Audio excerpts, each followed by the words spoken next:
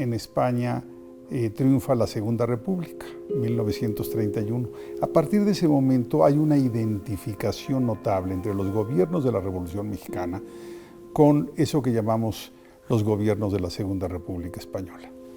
Entonces, cuando llega Cárdenas a la presidencia a finales de 34, hay una empatía notable. Ambos países están, digamos, con los mismos objetivos: reparto agrario, secularización, ¿no? Mejorar la educación.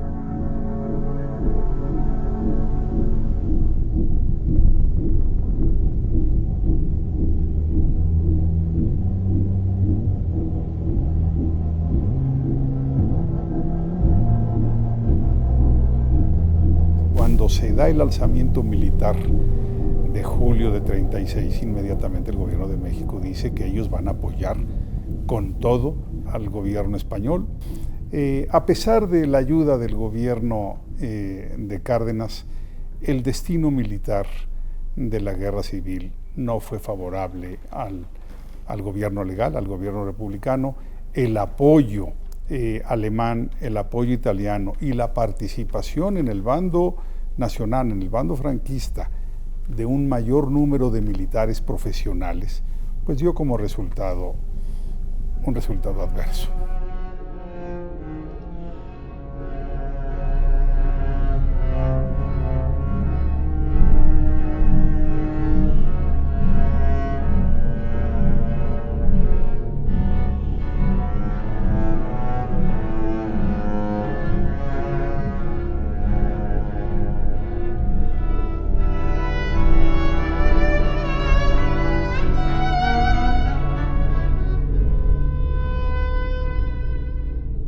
Un año después, 1938, hay otro momento importante en lo que se refiere a la política de Cárdenas hacia el conflicto español. A propuesta del que estaba de representante diplomático de México en Lisboa, Daniel Cosío Villegas, el gobierno de México invita temporalmente a algunos intelectuales, profesores, científicos, académicos españoles a que se trasladen aquí al país, continúen con sus actividades, aporten sus conocimientos a México y luego regresen a España, porque todavía el gobierno de México confiaba en un resultado favorable. Regresa Cosío Villegas de Portugal, está metido con la creación de la Casa de España, está tratando de recuperar su editorial, que repito, era muy pequeña, que se llama Fondo de Cultura Económica, que tenía como objetivo únicamente publicar y traducir libros de economía.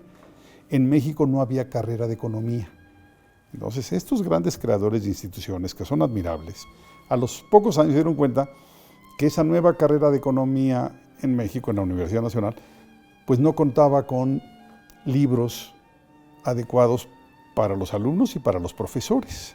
Gracias a estos traductores que transformaron el Fondo de Cultura Económica con el genio de Cosío Villegas atrás, conocimos los grandes libros de cada disciplina del siglo XX. La Casa de España es una institución creada por la propuesta de Daniel Cosío Villegas, aceptada por el gobierno de Cárdenas, con las siguientes características: no va a tener instalaciones, o sea, no se tuvo que construir un edificio, no va a tener tampoco planes educativos propios, o sea, no es una institución permanente, es simplemente una oficina coordinadora, ¿sí?, para que estos españoles vayan a dar conferencias a la Universidad Nacional, al Politécnico que se había creado recientemente y a otras universidades de distintos estados de la República. Uno de ellos, por ejemplo, venía como rector de la Universidad Central, hoy Complutense, José Gaos. Eran 11 hombres de extraordinaria categoría y una mujer, María Zambrano. Por eso se les llamó los 12 apóstoles. León Felipe, Recasensiches, Moreno Villa, Adolfo Salazar. O sea, los nombres son extraordinarios y fueron realmente muy dedicados, muy esforzados en su trabajo. Estaban muy agradecidos, claro, con la preocupación de que todavía la guerra estaba en España con sus familias. Bueno, algunos de ellos las pudieron traer. Vino inicios de 39, abril, la derrota del gobierno del ejército republicano, y entonces muchísimos intelectuales, profesores, académicos, científicos, artistas españoles, ¿sí?, sabiendo que en México se había abierto esta Casa de España, empiezan a mandar solicitudes, y en unos meses el número de 12 pasa a 20, y luego a 40, y luego a 60, hasta que un momento dicen, ya no tenemos posibilidad, ¿sí?, de incorporarlos en este esquema, tenemos que cambiar la modalidad. Además, se acercaba el fin del gobierno de Lázaro Cárdenas, y la Casa de España pues era muy vulnerable, no tenía edificio, no tenía presupuesto, dependía de la simpatía de Lázaro Cárdenas y del trabajo de Daniel Cosío Villegas. Por cierto, en 39, al mismo tiempo que aumentaba el número de solicitudes, regresó a México Alfonso Reyes. El gobierno de Cárdenas lo nombró presidente de la Casa de España.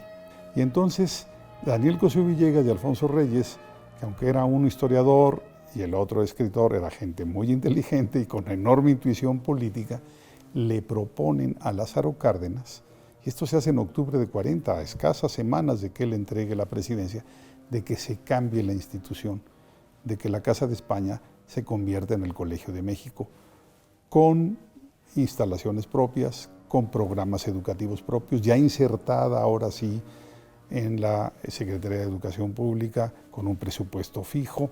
Yo creo que la idea fue genial. Se tomó otra decisión, que no iba a haber competencia con otras instituciones mexicanas, que el Colegio de México se iba a abocar a humanidades y ciencias sociales y de preferencia posgrado.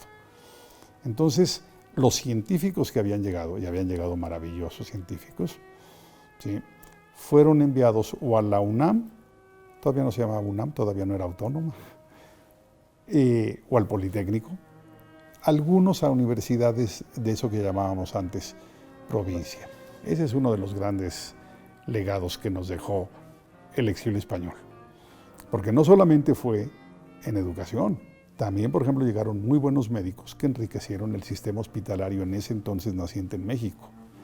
En fin, esa fue la circunstancia. ¿Cómo llegaron a México? Para concluir con este tema, hay dos posiciones. Una, el gobierno no solamente dio apertura, sino que tomó iniciativa, que eso es muy distinto. Por lo general, los gobiernos que reciben exilios toman actitud pasiva, reactiva. No, aquí fue iniciativa del gobierno de México.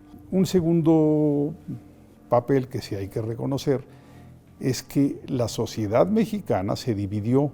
Hubo sectores progresistas, por ejemplo la CTM, que les abrieron los brazos, pero hubo también sectores de la sociedad impulsados pues a veces por la Iglesia Católica o agrupaciones políticas conservadoras, en que rechazaban la llegada de los rojos, así les decían. Yo creo que eso, bueno, con el tiempo, incluso los más reacios a la llegada del exilio español terminó por reconocer que llegaron extraordinarios seres humanos y que llegaron a trabajar y a aportarle cosas a México.